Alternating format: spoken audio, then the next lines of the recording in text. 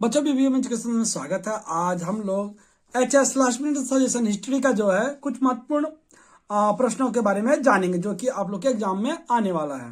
तो सबसे पहले देखिए यहाँ पे जैसे कि दिया गया है कि देखिए पहला जो क्वेश्चन है, पौराणिक कथा तथा किन्वंत से आप क्या समझते हो? मनुष्य के अतीत अध्ययन से उनसे कैसे सहायता मिलता है? मतलब ये जो है ये किताब जो किन्वंत है, किन्वंत और पौराणिक कथा से क्या क्या लाभ मिलता है, तो इसको लिखना है। तो देखिए दूसरा नंबर जैसे कि है, साम्राज्यवाद और उपनिवेशवाद पर हॉब्स और लेनिन का सिद्धांत का वर्णन करिए।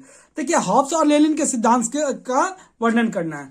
अफ्रीका के दास व्यापार पर संक्षिप्त टिप्पणी। अफ्रीका में जो दास व्यापार होता था वो किस प्रकार होता था? देखिए इसमें तो बहुत महत्वपूर्ण ये वाला है, ये वाला बहुत महत्वपूर्ण है। उसके बाद देखिए उपनिवेशवाद और साम्राज्यवाद पर संक्षिप्त टिप्पणी। उपनिवेशवाद और साम्राज्यवाद पर करना है, तो ये बहुत ही इंपॉर्टेंट हो जाता है। उसके बाद देखिए यहाँ पे 5 नंबर, ये तो बहुत ही इंपॉर्टेंट है। भारत में रेलवे की स्थापना का उद्देश्य तथा प्रभाव का वर्णन कीजिए। देखिए उद्देश्य क्या कारण जो था, अंग्रेज सरकार ने क्या किया था, रेलवे की भारत में स्थापना की थी। इस विषय में आप लोग जरूर देख लीजिएगा। चीन के कैंटन में व्यापार की स्थिति का वर्णन कीजिए। जो कैंट था उसमें व्यापार की स्थिति क्या था उसका वर्णन करना है। उसके बाद देखिए जैसे कि यहाँ पे दिया हुआ है, यह आ सकता है आप लोग का, कैंट व्यापार के प्रमुख विशेषता का क्या थी, इनका पतन क्यों हुआ, मतलब इसका पतन क्यों हुआ। जिसके 7वां नंबर, राजा राम मोहन राय को नवीन भारत का जनक क्यों कहा जाता है? नवीन भारत का जनक कहा जाने का मूल कारण क्या है? और उसके बाद ब्रह्म समाज के स्थापना उद्देश्य, ब्रह्म समाज की स्थापना उद्देश्य। उसके बाद देखिए आर्य समाज के संस्थापक कौन थे? स्वामी दयानंद सरस्वती के कार्यों का वर्णन कीजिए। ऐसा भी क्वेश्चन आ सकता है आप लोगों के सामने। उसके बाद देखिए यहाँ जो है कि भारतीय अधिनियम 1919 की विशेषता एवं त्रुटियों का वर्णन कीजिए। यह भी इस बार के लिए बहुत ही महत्वपूर्ण है, ये वाला और ये वाला। भारतीय अधिनियम 1935, ये दोनों में से एक कोई ना कोई जरूर आएगा आप लोगों का क्वेश्चन पेपर में। देखिए 1931 के मंचूरिया संकट का वर्णन कीजिए।